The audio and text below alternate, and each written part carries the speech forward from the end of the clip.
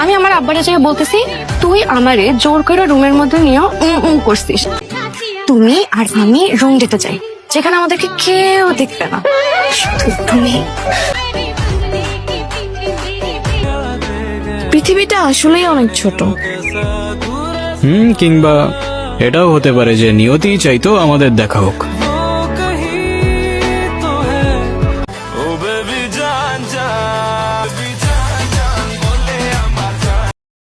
Hello guys, আশা করছি সকলে ভালো আছেন।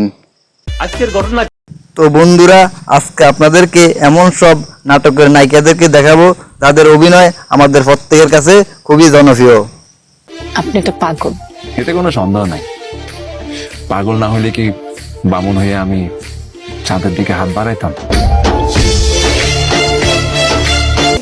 ফেসবুক আর মেসেঞ্জারে মনের কথা লিখলে সেটা কখনো এতটা টেকসই হয় না যতটা টেকসই এই কাগজের পাতায় হয়।